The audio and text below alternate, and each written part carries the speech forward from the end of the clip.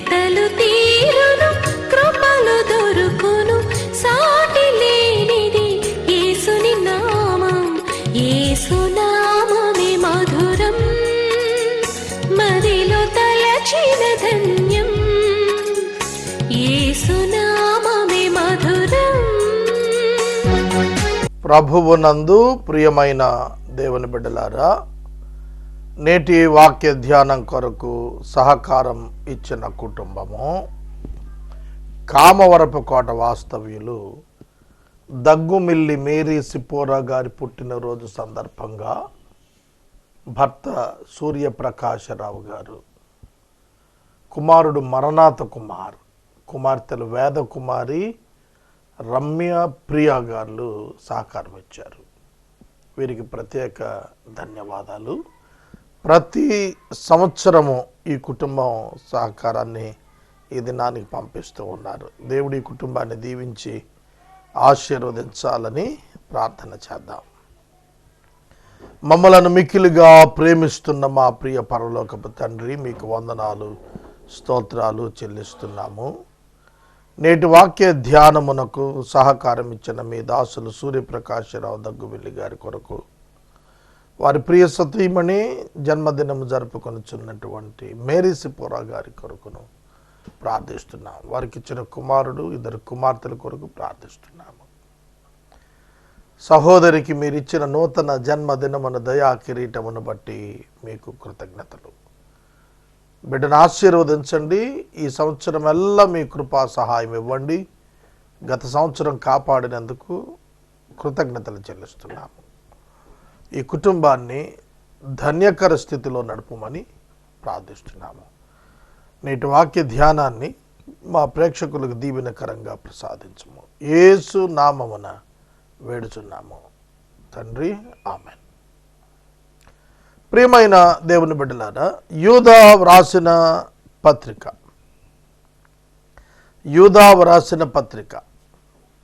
యూదా యేసుక్రీస్తు ప్రభువు యొక్క సహోదరుడు, యాకోబు యొక్క సహోదరుడు. యాకోబు, యూదా యేసుక్రీస్తు ప్రభువు తల్లి అయిన మరియా బిడ్డలుగా చెప్పబడ్డారు. యూదా సంఘానికి అత్యవసరమైనటువంటి విశేషము అపోస్టసీ, భ్రష్టత్వం మరియు భక్తిహీనత మరియు స్వకీయ నాశనము తదితర అంశాలను, అబద్ధ బోధకుల ప్రవేశాన్ని గూర్చి తెలియజేశాడు. 17వ వచనం నుండి వాక్యాన్ని ధ్యానించాలి. ఈ దినంతో మనం యూదా వ్రాసిన పత్రిక ముగించుకుంటాం. రేపటి దినం మనము ప్రకటన గ్రంథం, బైబిల్ గ్రంథంలోని చివరి గ్రంథం, ప్రవచన గ్రంథం ధ్యానాలు ప్రారంభించుకుంటాం. యూదా రాసిన పత్రిక 17వ అధ్యాయం 17వ వచనము మీ ఎదుట ఉంచుకోండి. అయితే ప్రియులారా, అంత్యకాలమందు తమ భక్తిహీనమైన దురాశల చొప్పున నడుచు పరిహాసకులుందురని మన ప్రభువైన యేసుక్రీస్తు అపోస్తలులు పూర్వమందు మీతో చెప్పిన మాటలను జ్ఞాపకము చేసుకొనండి. ఇక్కడ ఒక సీక్వెన్స్ మీకు అర్థం కావాలి. అదేమిటంటే, పాత నిబంధన ప్రవక్తలు యేసు ప్రభువును గూర్చి ప్రవచించారు. యేసుక్రీస్తు ప్రభువు తన బోధను అపోస్తలులకు ఇచ్చి వెళ్ళారు. అపోస్తలులు పరిశుద్ధాత్మ సహాయం చేత అది తరువాత తరపు వారికి అప్పగిస్తున్నారు. ఇదే విషయాన్ని పౌలు తిమోతికి వ్రాసిన 2వ పత్రిక 2వ అధ్యాయం 2వ వచనంలో రాశాడు. నా ద్వారా మీకు అప్పగించబడినటువంటి బోధ మీరు ఎవరైతే అనేకులకు నేర్పించబోతూ ఉన్నారో, తరానికి, నెక్స్ట్ జనరేషన్కి, వారికి, నమ్మకమైన వారికి అందించమన్నాడు. కనుక ఇక్కడ ఒక సీక్వెన్స్ కనిపిస్తోంది. ఆ మాటలు జ్ఞాపకం చేసుకోవటానికి యేసుక్రీస్తు ప్రభువునకు ముందటి వారు ప్రవక్తలు, యేసు, అపోస్తలులు. ఈ ప్యాటర్న్ ఆఫ్ టీచింగ్ మనం మర్చిపోకూడదు. మోషే ప్రవక్తతో బైబిల్ రచన ప్రారంభం. ఆది కాండం మొదలు ద్వితీయ ఉపదేశ కాండం వరకు మోషే వ్రాశాడు, మోషే ప్రవక్త. కనుక మోషే తరువాత యెహోషువ, సమూయేలు, అటువలనే మనకు దావీదు, సొలొమోను, ఇక major prophets, minor prophets. Bible గ్రంథం అంతా కూడా మనం చూస్తున్నప్పుడు పరిశుద్ధాత్మ ప్రేరణ చేత దైవజనులు రాశారు. కనుక జ్ఞాపకం చేసుకోండి, పూర్వకాలాన్నే చెప్పాడు. యోధా యొక్క ఆర్గ్యుమెంట్ ఏమిటంటే, ఈ జాగ్రత్తలు ఇప్పుడు మేము చెబుతున్నవి కాదు, కాలానుకూలంగా వచ్చినవి కాదు, ప్రవచన ప్రకారం వచ్చిన జాగ్రత్తలు ఇవి. అంత్యకాలంలో జరిగేటువంటి సంగతులు ప్రవచనాత్మకంగా వచ్చినటువంటి సంగతులు, అప్పటికప్పుడు తయారైనటువంటివి, ఉద్దేశించినటువంటివి కాదు. బైబిల్ యొక్క బ్యూటీ ఏమిటంటే బిగినింగ్ అండ్ ఎండింగ్, దాని స్పష్టత ఇచ్చింది బైబిల్ గ్రంథం. గుర్తుపెట్టుకోండి, బైబిల్ గ్రంథం beginning of everything, ending of everything స్పష్టంగా ఇచ్చింది. ఇది మనం ఎప్పుడు మర్చిపోకూడదు. కనుక బైబిల్లో ఉన్న శ్రేష్టతను మనం అర్థం చేసుకోవాలి.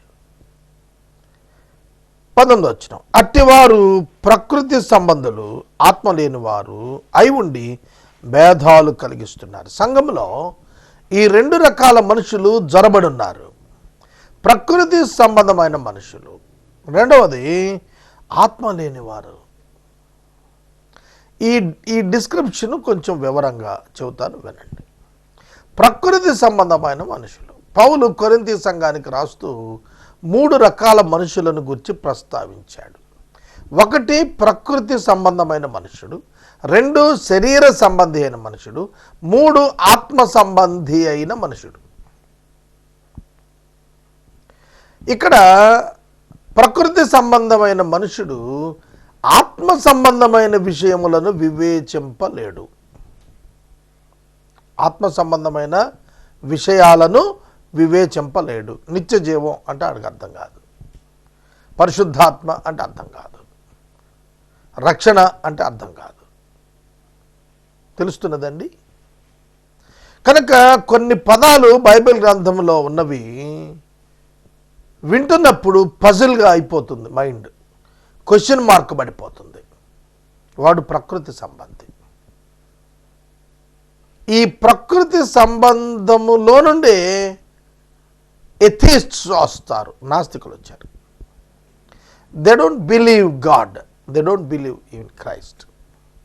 యేసుక్రీస్తును మతాన్ని వాళ్ళు చూచేటువంటి కోణం ఒక పరిణామ మార్పులాగా వెళ్ళిపోతోంది అన్నట్లుగా గమనించారు. దైవ సత్యం ప్రస్తుత మానవ మూఢనమ్మకాలకు సంబంధం లేనిది. దైవ సత్యం వేరు, ఆ సత్యాన్ని ఆచరించటంలో తరతరాలుగా వస్తున్నటువంటి అపోహల వలన కలిగిన మూఢనమ్మకాలు వేరు. నాకు మా నాన్నగారి మిత్రులు రక్షణ టీవీలో ప్రసారమైనటువంటి ఒక ప్రత్యేకమైన సంస్కృత గేయం, దాని అర్థాలు చెబుతున్నప్పుడు పంపించారు. అది ఘంటసాల గారు శ్రీకృష్ణుడు అర్జునుడితో చెప్పినటువంటి గీతోపదేశంలో వచ్చినటువంటి శ్లోకాలు. దాన్ని మనం క్రైస్తవులు కూడా తీసుకున్నారు. ఆ poet to attract the Hindu religious Christians and converts సాంస్క్రిట్లో నుంచి బైబిల్లో నుంచి డాక్టర్ని ప్రజెంట్ చేయడానికి ప్రయత్నం చేశాడు. ఆ ప్రయత్నం నేను ఇవాళ మార్నింగ్ పెట్టుకొని విన్నాను. మా నాన్నగారు ఫ్రెండ్, ఒక బ్రాహ్మణ్ ఫ్రెండ్ ఒక ఆయన పంపించారు దుబాయ్ నుండి. అది నేను విన్నాను. He was so happy. ఆయన బ్రాహ్మడు కదా, చాలా సంతోషపడిపోయారు. ఆ శ్లోకాన్ని ఉచ్చారణ ఘంటసాల పాడినట్టే పాడటం, వాళ్ళు వాడిన పదాలన్నీ అందులో జొప్పించుకు రావటం, వాటిలో యేసుక్రీస్తుని చేర్చేసి మాట్లాడటంతో చాలా ఉప్పొంగుతూ ఇది చూడు ఎంత బాగుందని పంపించాడు. దానిలో ఒక వివరణ వచ్చేటప్పటికి యేసుక్రీస్తు ప్రభువు స్మరణకు స్పందించేటువంటి వాడిగా రాశాడు. ఆయన్ని స్మరిస్తే, ఆయన తలస్తే, ఆయన ధ్యానిస్తే రక్షణకు వచ్చే విషయం గురించి రాశాడు. It's unbiblical and undoctrinal. కాబట్టి ఇవాళ రకరకాలైనటువంటి విధానాల్లో సువార్తీకరణ కొరకు యత్నాలు చేస్తున్నట్లుగా అనిపిస్తుంది, కానీ వాటిల్లోనే ఆత్మ లేని వారుగా అర్థమవుతారు. ప్రకృతి సంబంధులు, శరీర సంబంధులు మరియు ఆత్మ సంబంధులు. పౌలు గారు చెప్పింది, శరీర సంబంధులు నేచురల్గా ఉంటారు, ఈ స్పిరిచువల్ ఆస్పెక్ట్స్ అర్థమవుతుంటాయి, బట్ ఫిజికల్ ఆస్పెక్ట్స్ డామినేట్ చేస్తూ ఉంటాయి. అది శరీర సంబంధులు. సంఘాల్లో అత్యధిక శాతం వీళ్ళే ఉంటారు, శరీర సంబంధులే ఉంటారు. ఎందుకంటే ఆల్ క్రిస్టియన్ చర్చెస్ మీరు గమనించండి, వివాహాలు తంతులు చూడండి, దిన కార్యక్రమాలు తంతులు చూడండి, ఏవైనా చూడండి, ఆ భౌతికపరమైన విషయాలు పూర్తిగా కనబడుతూ ఉంటాయి. లోకంతో కంపేర్ చేస్తే లైట్ డిఫరెన్స్ ఉంటుంది అంతే. కనుక అట్లా లేకపోతే ఆ గుడికి పోడు ఎవడు. వాస్తవంగా న్యూ టెస్టిమెంట్ అసలు గుడి లేదు. న్యూ టెస్టిమెంట్లో చర్చ్ బిల్డింగ్ లేదు, only for fellowship sake community hall అంతవరకే. సినగోగ్ అన్నారు కదా, synagogues. Temple is different, synagogue is different in old testament. Synagogues వాక్య ధ్యానాల కోసం, చర్చల కోసం, పీపుల్ డౌట్స్ క్లారిఫై అవటం కోసం, ఫెలోషిప్ కోసం జాయిన్ అవుతుంటారు. కానీ ఇక్కడ న్యూ టెస్టిమెంట్ టైంలోకి వచ్చేటప్పటికి కమ్యూనిటీ హాల్ వంటిదే తప్ప ఓల్డ్ టెస్టిమెంట్లో చర్చ్ అండ్ గాడ్స్ ప్రజెన్స్, ఆ హోలీనెస్ అవన్నీ ఇవాళ చర్చెస్కి లేవు. కానీ మనం అడాప్ట్ చేస్తాం. అడాప్టబిలిటీ బ్రహ్మాండంగా అలవాటు ఇవాళ సమాజానికి, బ్రహ్మాండంగా అలవాటు. బాబ్రీ మసీదు కూల్చివేసి అయోధ్య కట్టాలి అనే దాని మీద జరుగుతున్న సుప్రీంకోర్టు కేసు మీద మొన్నొచ్చిన తీర్పులో ఒక మహమ్మదీ మిత్రుడు మాట్లాడుతూ అన్నాడు, it's only a prayer place, A place for prayer. It can be changed according to the convenience. కాబట్టి ముస్లింకి కలిగిన ఏదో హార్ట్ బ్రేకింగ్ ఏమి లేదు అందులో. ఇట్స్ అ ఫీలింగ్ అంతే, అంతవరకు అన్నాడు. కాబట్టి ఇవాళ మనం అర్థం చేసుకుంటే క్రిస్టియానిటీలో చర్చ్ కన్స్ట్రక్షన్ విషయం వచ్చేటప్పటికి ఇవాళ దాన్ని హిందూ కల్చర్గా మనమే మార్చుకున్నాం. అదే శరీర సంబంధం. ఆత్మతో సత్యముతో ఆరాధించే అనుభవం ఉన్నవారు కూడా ఆ మందిరంలోనికి వెళ్ళాలి. ఆదివారం అయింది, మందిరంలో పోవాలా, కనపడాలా, అక్కడ పద్ధతులు ఆచారాలు. కనుక నేను చెప్పే బైబిల్ సత్యానికి ఆచార సంబంధమైన భక్తికి సంబంధం లేదు. అది టీచ్ చేస్తే మమ్మల్ని విమర్శిస్తారు బోధకుల్ని తప్ప నోబడి కన్విన్సెస్, ఎవడు కన్విన్స్ కాడు. అది శరీర సంబంధమైన భక్తి. 3 ఆత్మ సంబంధమైన వాడు మానవుల చేత వివేచించబడడు. His entire life style will be different. గాలిని పోలి ఉంటాడు అన్నాడు యేసుక్రీస్తు ప్రభు యోహాను సువార్తలో మాట్లాడుతూ. ఆత్మచేత జన్మించినటువంటి వాడు వాయువుని పోలి ఉంటాడు. అంటే తన చిత్తం ఉండదు, దేవుని చిత్తం ఎటంటే అటు పోతా ఉంటాడు. ఫిలిప్ ఎక్కడ దొరుకుతాడు అనేది ఒక పజిల్ వచ్చినప్పుడు, క్వశ్చన్ వచ్చినప్పుడు, ఆత్మ అతనిని ఎటు నడిపిస్తే అటు వెళ్ళిపోతూ ఉండేవాడు ఫిలిప్. మనకు అపోస్తుల కార్యంలో అతని గురించి రాసి ఉంటుంది. అతన్ని ప్రభువు ఎటు తీసుకెళ్తాడు. నపుంసకుని కలుసుకోవటానికి పరిశుద్ధాత్మ దేవుడు అతన్ని తీసుకుని వెళ్ళాడు. కందాకే రాని మంత్రి వాడు. కలుసుకోవడానికి వెళ్ళాడు. అక్కడ నుండి ఆత్మ ఎట్టుకొని పోయిన ఎవరికి తెలియలేదు అన్నాడు. గాలి ఎటు వీచి ఎటు వెళుతుందో ఎవరికి ఎట్లా అర్థం కాదు. ఆత్మ సంబంధి యొక్క విషయాలు వివేచింప పూనుకోవటానికి మానవునికి సాధ్యం కాదు. అయితే ఇక్కడ మాట్లాడుతున్నాడు ఆత్మ లేనివాడు అంటే unbelievers in church compounds they cannot understand the scriptures. వాళ్ళకి వాక్యం అర్థం కాదు, దేవుడు అర్థం కాదు, దేవుని మార్గం అర్థం కాదు, దేవుని విధానం అర్థం కాదు. ప్రియులారా, మీరు విశ్వసించు అతి పరిశుద్ధమైన దాని మీద మిమ్మును మీరు కట్టుకొనొచ్చు. ఏం విశ్వసిస్తున్నారు? అది అతి పరిశుద్ధమైనటువంటి సువార్త. ప్రభువైన యేసుక్రీస్తు అను పునాది మీద కట్టబడుచున్న ఆధ్యాత్మిక జీవితం, అది విశ్వాసం. పునాది వేసిన వాడు దేవుడు, మానవుడు కాదు. యేసుక్రీస్తు అనేటువంటి పునాది మీద సంఘం కట్టబడుతుంది. సంఘానికి పునాది యేసుక్రీస్తే. ఆ సంఘాన్ని పరిశుద్ధాత్మ దేవుడు దేవునికి ఇంపైన రీతిగా కడుతూ ఉంటాడు, నిర్మాణం చేస్తుంటాడు. కాబట్టి విశ్వసించు అతి పరిశుద్ధమైన దాని మీద మీరు కట్టుకుంటూ పరిశుద్ధాత్మలో ప్రార్థన చేస్తూ. ఒక్కొక్క పదం పెద్ద పెద్ద కాంట్రవర్సీస్ అండి. పరిశుద్ధాత్మలో ప్రార్థన చేస్తూ అనేదాన్ని ఒక విధమైనటువంటి అల్లరి క్రియగా క్రియేట్ చేసి చూపించారు కొంతమంది. పరిశుద్ధాత్మ కోటాలు అని పెట్టేవాళ్ళు. కొన్ని సంఘాలు పేరు చెబితే బాధపడతారు, కానీ special prayer meet for holy spirit, పరిశుద్ధాత్ముడు ఆ మీటింగ్లో ఉన్న వాళ్ళ మీదకి వచ్చేస్తాడు అనమాట. దానికి అది చాలా పెద్ద విమర్శ అయింది, ప్రపంచవ్యాప్తంగా కూడా అది పెద్ద విమర్శ అయింది. మీకు థర్డ్ వరల్డ్ కంట్రీస్లో, ఆఫ్రికన్ కంట్రీస్లో డ్రమ్స్ యూజ్ చేస్తారు. ఈ డ్రమ్ యూజ్ చేస్తున్నప్పుడు వచ్చేటువంటి సైక్రియాటిక్ డిజార్డర్, పూనకం, దాన్ని పరిశుద్ధాత్మ అనే భావనకి క్రైస్తవులు అనేక మంది వెళ్ళిపోవటం ఇవాళ కనిపిస్తోంది వాళ్ళకి. కనుక వాళ్ళు సెన్స్లెస్గా మాట్లాడటం, అటువంటి అల్లరితో కూడిన క్రియేట్ చేసి అది పరిశుద్ధాత్మ కోటం అంటున్నారు. పరిశుద్ధాత్మని చేత నింపబడిన వాడు నిత్యం ఒకలానే ఉంటాడు, అల్లరికి కర్త కాడు. ఆ గంటసేపు పూనకం, ఆ తర్వాత నార్మల్ లైఫ్.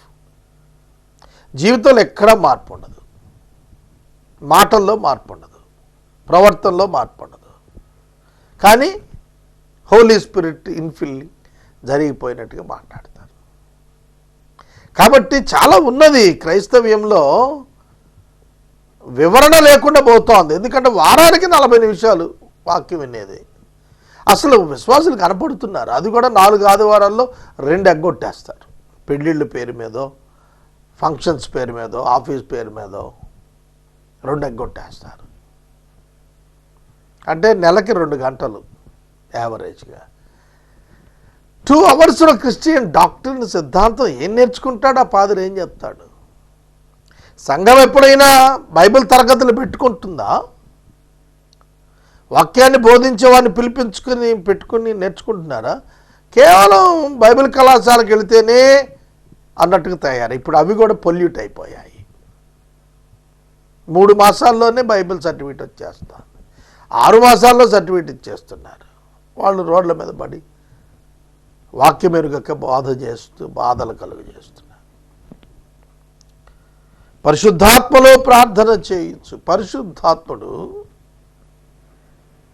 నీ అంతరంగంలోనే ఉన్నాడు. విశ్వాసి, గుర్తుపెట్టుకో, నీవు చేస్తున్నటువంటి ప్రార్థన నీ ప్రమేయం లేకుండా నీలో నుండి పరిశుద్ధాత్ముడు సహాయం చేస్తున్నటువంటి ఒక అద్భుతమైనటువంటి నడిపింపు నువ్వు గమనించగలుగుతావు. రోమాపత్రిక 8వ అధ్యాయంలో ఈ విషయాన్ని రాశాడు 21వ వచనంలో. ఆత్మ మన బలహీనతను ఎరిగి తానే మన కొరకు విజ్ఞాపన చేస్తున్నాడని రాశాడు. కనుక with the power of the holy spirit and with the help of the holy spirit యుక్తమైన ప్రార్థన మనం చేయటం నేర్చుకోవాలి. ఏమిటో దళశక్తిమైన ప్రార్థన, దేవా నేనేం చేయాలి, నాకు నువ్వేం చేస్తావు అనే బేరం మతానికి చెందిన బేరం, అది క్రైస్తవ్యం కాదు. Lord what can I do for you lord. Christianity అర్థం చేసుకున్నవాడు బిలీవ్, దేవుడికి నేను దత్తపుత్రుని అయ్యాను కనుక నా రెస్పాన్సిబిలిటీ దేవుడిది అనుకున్నప్పుడు he doesn't bother about himself. విశ్వాసి తన కొరకు ఎప్పుడు ఆలోచించుకోడు, దేవుని కొరకు, దేవుని చిత్తం కొరకు, దేవుని పని కొరకు ఆలోచిస్తాడు. పరిశుద్ధాత్మలో ప్రార్థన చేయొచ్చు. నిత్య జీవార్థమైన మన ప్రభువు యేసుక్రీస్తు కనికరము కొరకు కనిపెట్టుచు దేవుని ప్రేమలో నిల్చున్నట్లు కాచుకొని ఉండండి. Keep your self in love of God, waiting for the mercy of our Lord Christ that leads to eternal life. But you, beloved, building yourselves upon your most holy faith and praying in the Holy Spirit. కనికరం కోసం కనిపెట్టండి, ప్రేమలో నిలిచి ఉండండి, కాచుకోండి. కాచుకోవటం అనేటువంటి పదం ఒక attack సిద్ధంగా ఉంది అన్నప్పుడు వాడాల్సిన మాట అది.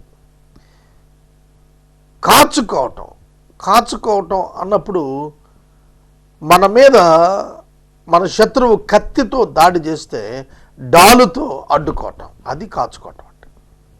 ఒక దెబ్బ మీద పడుతుంటే దాన్ని ఆపుకోగలగటం కాచుకోవటం. కనుక దేవుని ప్రేమ యందు నిలిచి ఉండునట్లు కాచుకొని ఉండండి అన్నాడు. Every time the love of God will be affected in you, will be attacked in you. నీలోని దైవిక ప్రేమ ప్రవహించకుండా నీ మనసులో అపవాది శరీరము ఆటంకం కలిగిస్తూ ఉంటుంది. అందుకే దాన్ని కాచుకోవాలి. శరీరమును అణిచి అపవాదిని తరిమి వేసి నీలోనండి నీ యొక్క ఆలోచనల్లో దాని యొక్క ప్రభావము లేకుండా తరిమి వేసుకొని దేవుని కొరకు బ్రతకటం నేర్చుకోవాలి. సందేహపడు వారి మీద కనికరపడండి, అగ్నిలో నుండి లాగినట్టు కొందరిని రక్షించండి. శరీర సంబంధమైన వారి అపవిత్ర ప్రవర్తన ఏమాత్రం ఒప్పుకోక దానిని అసహించుకొంచు భయముతో కొందరిని కరుణించండి. చర్చలో ఉండాల్సినటువంటి తీరుతెనులు చెబుతున్నాడు. ఏమంటున్నాడు? సందేహపడు వారి మీద కనికరం చూపించండి. Doubt and have mercy on those who doubt. చాలా అనుమానాలు, చాలా సందేహాలు. మేము కొంతమంది చర్చెస్ దగ్గరికి వెళ్ళినప్పుడు కొంతమంది సంఘ పెద్దలు, సంఘంలోని విశ్వాసులు, పరిచర్య కొరకు వచ్చిన వాళ్ళు ఎన్నెన్నో డౌట్స్ ఎక్స్ప్రెస్ చేస్తూ ఉంటారు. ఇదేంటి సార్, అదేంటండి, అదేంటి అయ్యారు, ఇట్లా అన్నారేంటి బైబిల్, అట్లా అన్నారేంటి. వాళ్ళ మీద కనికరపడి అసహించుకోకుండా ఓర్పుతో వారికి జవాబు ఇవ్వాలి. అగ్నిలో నుండి లాగినట్టు కొందరిని రక్షించండి అన్నాడు. ఏమిటి ఇది అలగరికలుగా చెబుతున్నాడు. అగ్నిలో నుండి మనం లాగటం అంటే ఏమిటి? అంత ప్రయాస అవసరం అవుతుంది కొంతమందిని ప్రభువులో స్థిరపరచడానికి, నిలబెట్టడానికి. అంత ఓపిక వాళ్ళ ఎక్కడ పాస్టర్స్లో కనబడుతుంది. చాలా ఇమోషనల్ బాండేజ్ ఉంది తప్ప స్పిరిచువల్ బాండేజ్ ఏర్పడటం లేదు. ఆత్మ సంబంధమైనటువంటి బిడ్డలని కాపరి బిడ్డలు సంఘం పట్ల బాధ్యత పెంచుకుంటున్నాడు. అది కలిగినప్పుడే సంఘాలు నిలబడతాయి.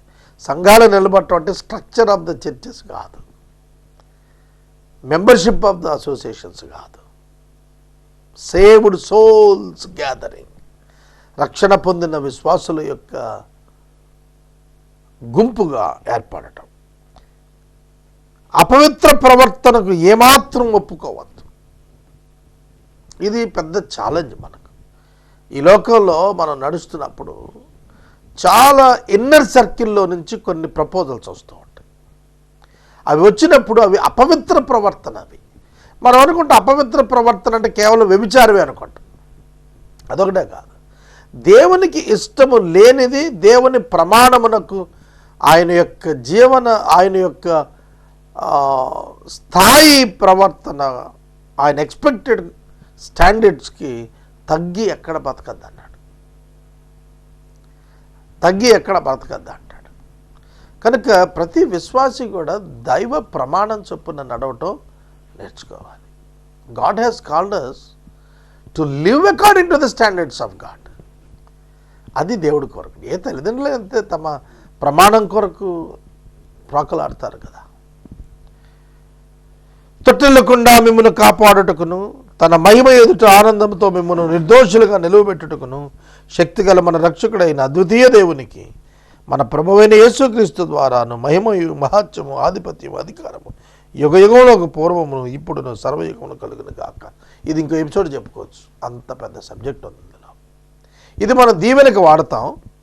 తొట్టిల్లకుండా మిమ్మల్ని కాపాడటం, తొట్టిల్లటం మన లక్షణం, తొట్టిల్లకుండా కాపాడటం ఆయన లక్షణం. తన మహిమ ఎదుట ఆనందంతో మిమ్మల్ని నిర్దోషులుగా నిలబెట్టి, ఆయన ఆనందం. మనల్ని నిర్దోషులుగా నిలబెట్టడం ఆయనకు ఆనందం. శక్తిగల మన రక్షకుడైన అద్వితీయ దేవుడు యేసుక్రీస్తే. దేవుడు యేసుక్రీస్తే ఇక్కడ రాసేశాడు, శక్తిగల మన రక్షకుడు. రక్షకుడు వేసే కదా, పాప విమోచకుడు వేసే కదా. అందుకని ఆయన దేవునిగా చూపించాడు ఇక్కడ. మన ప్రభువైన యేసుక్రీస్తు ద్వారా మహిమ మహాత్యము, రివీల్డ్ క్రైస్ట్ ద్వారా, అన్రివీల్డ్ గాడ్, ఆయనకు మహిమ మహాత్యము ఆధిపత్యము అధికారం యుగయుగములకు పూర్వమును ఇప్పుడును సర్వయుగమును. Eternal past to eternal future. సర్వయుగాలంటే అది అర్థం. ఇటర్నల్ పాస్ట్ తెలియదు ఎంతకాలము, ఇటర్నల్ ఫ్యూచర్ ఎంతకాలం ఎవరికి లెక్కింపు వీల్లేదు. ఈ మధ్య ఉన్నటువంటి ఈ పీరియడ్ అంతా కూడా ఆయనకే ఘనత కలుగును కాక. కనుక దేవునికి మహిమ ఒక కాలం ఉండి ఒక కాలం ఉండి ఉండకపోవటం అనేది లేదు అసలు. అలాంటి స్థాయిలో మనం మహిమ కలుగు చేయాలని వాక్యం మనకు జ్ఞాపకం చేస్తుంది. యోధా పత్రిక మనం ముగించుకుందాం. నేటి వాక్య ధ్యానం కొరకు సహకారం ఇచ్చినటువంటి కుటుంబం కామవరపుకోట వాస్తవ్యులు దగ్గుమిల్లి మేరీ సిప్పోరా సహోదరి. వీరి యొక్క పుట్టినరోజు ఇవాళ. దాని సందర్భంగా సహోదరుడు భర్త దగ్గుమిల్లి సూర్యప్రకాశ్రావు గారు, కుమారుడు మరణాథ్ కుమార్, కుమార్తెలు ఇరువురు వేదకుమారి రమ్యప్రియ సహకరిస్తున్నారు. ప్రభు ఈ కుటుంబాన్ని దీవించును గాక. ప్రార్థన. మమ్మల్ని మిక్కిలిగా ప్రేమిస్తున్న తండ్రి వందనాలు. యోధా పత్రిక ముగించాం. రేపటి నుండి ప్రకటన గ్రంథ ధ్యానానికి సిద్ధమవుతున్నాం. మా ఎదుట ఉన్నటువంటి ధ్యానాలు ఫలభరితముగా ఆశీర్వాదకరంగా ఇప్పుడు విన్నవారికే కాదు, భవిష్యత్తులో ఎన్ని పర్యాయములు ఎంతమంది వినబోతున్నారో వారందరికీ దీవెనకరంగా చేయమని యేసునామమున అడుగుచున్నాం. ఆమేన్.